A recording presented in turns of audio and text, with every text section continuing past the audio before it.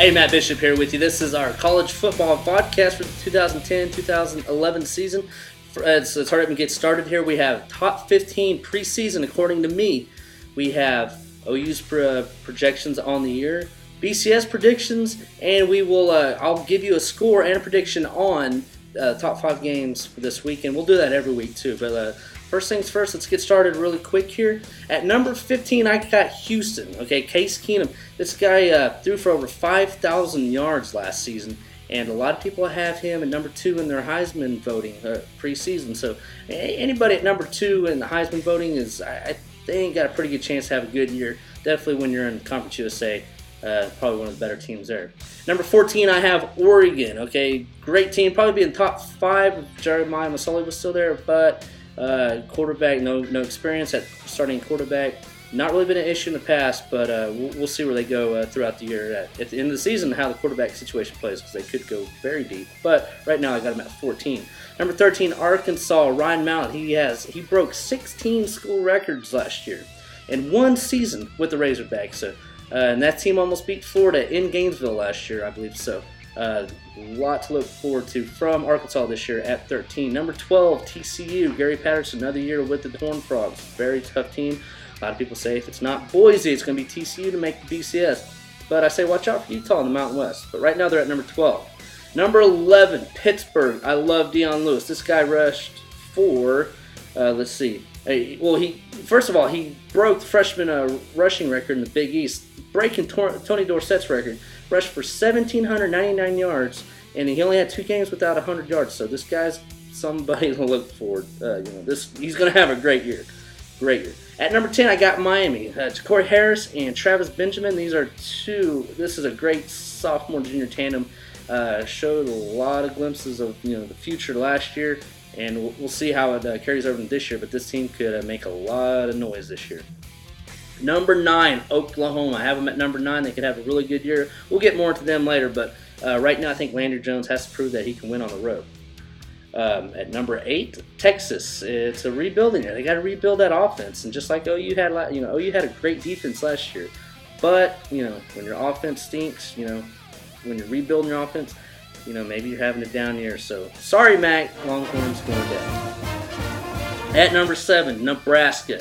I'm just going to say this real quick. Bo Pelini is still pissed. He's still pissed about the Big 12 championship so much that Nebraska's headed to the Big 10. At number 6, I got Iowa. Richie Stanzi. This Iowa team was undefeated with him last year. He missed 2 games with injuries. And those are only 2 games that they lost all year. They have a game at home against Ohio State, like November 20th, I believe. That could be a big game. Watch for the upset. Number 5, Virginia Tech. Tyrod Taylor and Ryan Williams. This Williams rushed for 1,655 yards last year, 21 touchdowns. That's Heisman numbers. Frank Beamer's always got a tough squad, and but they have a tough game here Monday against number 4 Boise. Okay, they're returning 20 starters, 10 on offense, 10 on defense. They have 1 loss in the past 2 years. Since Chris Peterson took over, this Boise team has been one of the top teams every year. If they can get by Virginia Tech, they could end up in the national championship. Number 3 is Florida. Okay, they're still good. Just because they lost Tim Tebow, they're still good. Because Tim Tebow is not Jesus. Okay, Jesus doesn't cry. Okay, Urban Meyer's still there. And by the way, just on a side note, Tim. You're not a virgin. Cut the bullshit. We all know, okay? Look at this. Right here. Okay. You're a virgin? Yeah, right. Okay. You might be gay, but, Anyways. Tim, either you're not a virgin or you're a homosexual. That's just, look at that. Golly. Number 2, I got Ohio State. Terrell Pryor. They had a lot of expectations last year after the game against Texas in the Fiesta Bowl back in the 08-09 season. Went into the Rose Bowl last year, blew out Oregon. Be a very, very interesting season for the Buckeyes. And number 1, Alabama. They're still the champions until somebody beats them. They have Heisman Trophy winner Mark Ingram coming back, McElroy back at quarterback, and they have 2 receivers, Marquise Mays and Julio Jones back at receiver, and Nick Saban's defense is always tough. All right, next to we got to hurry up because we got a long show today here, but let's start off with the predictions for OU football this year. A couple things. Landry Jones. I mean, this guy, he's got to prove he can win on the road. Can he win on the road last year? Last year, terrible on the road. They open up their first road games at Cincinnati. We'll get to that here in a minute, but he's got to prove that he can win on the road. Also, DeMarco Murray, carries are all his this year. It's just him, no splitting with Chris Brown. You got Calhoun back there who would be a great running back, but I think this year it's all Murray's year. If he can stay healthy, going back to that freshman year, it was amazing, and hopefully he can have a good year. And then also Quentin Carter at safety. This guy, one of the most hard-hitting safeties in the game, I think. And I think after this season is done with, he might be in the same category as like Roy Williams for all-time Sooner safeties. Definitely a hard-hitting guy and very great. And then Ryan Broyles at receiver.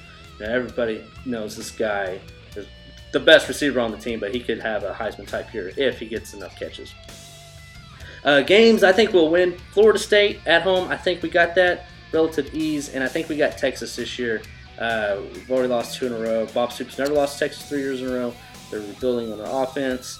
Both teams have good defense, but I think our offense is better, and I think that'll be the difference. Games I'm not sure about at Cincinnati and at A&M. OU, every time we play on the road against right before OU Texas, it's always kind of a struggle. I remember I go back to 2002 against Missouri in Columbia. Brad Smith ran all over us. We won.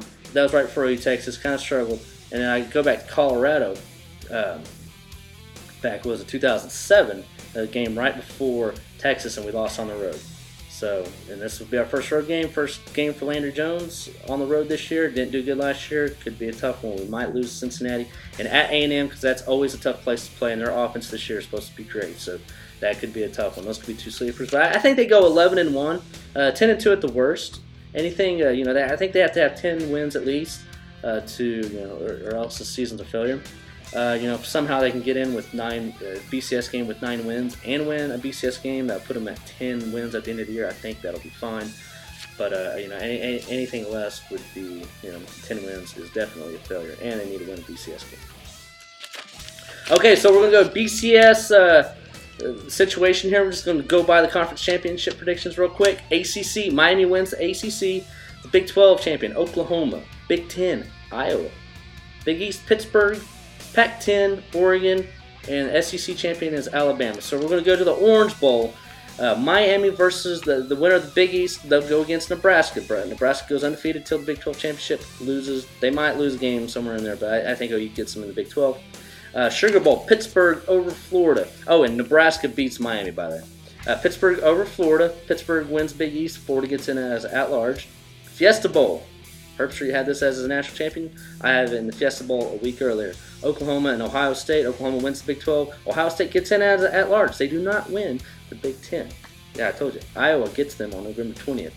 And I think Oklahoma wins this game because 2 teams have really struggled in BCS games, but I just can't see Oklahoma losing another one. They just can't. So we're going to get over that hurdle, win the Fiesta Bowl. Besides, we've lost 2 Fiesta Bowls in a row, too. Oregon and Iowa in the Rose Bowl. I think Iowa wins. I really like what they did last year. Iowa has a great defense, stands at quarterback. Good season. And national championship game, Alabama versus. Now, here's the thing, and we'll get to this here in a minute. I told you the game Monday between Boise State and Virginia Tech has a lot of implications on who's going to be in that national championship. If Boise State can win, they will go to the national championship, I think, because I think they can beat Oregon State and Boise, and I think they'll run the table. Easy whack schedule. But will they beat Virginia Tech? Yeah, I think they will. Boise State always plays good in big games. I look back to the OU game in the Fiesta Bowl back in the 2006-2007 season, and last year's opener, even though they're at home against Oregon, they really dominated them. So, and they won the Fiesta Bowl against TCU last year. They're always, ready to play in these big games. So, I think they win. I think they play Alabama in the national championship, and it's going to be interesting. I don't know. I got to pick Alabama though because I've already picked Boise State. That's why I can't gamble too much. So I'm going to gamble and put Boise State in the championship. But I say Alabama wins. It's too tough. Too many people coming back. And I just don't see it happen. So Alabama will be your national championship champion again. Repeat champion. And, okay, finally, real quick here. We're running out of time. But games of the week. We'll do this every week. 5 games, okay? And right now, our 5 games this week. Pittsburgh and Utah. I got Pittsburgh winning 31-20. OU will beat Utah State 59-3. TCU 24, Oregon State. No, TCU 27, Oregon State 24. Pretty much a home game for TCU. They will get that. LSU 30, North Carolina 17. And too many distractions for North Carolina. And the game, probably maybe one of the games of the year, on Monday, Boise State 35, Virginia Tech 34. That is our show for this week. We'll be back next week with we'll do a recap of this week, and we'll look forward to games in week 2. Till then, hope you enjoyed it, and we will see you next week.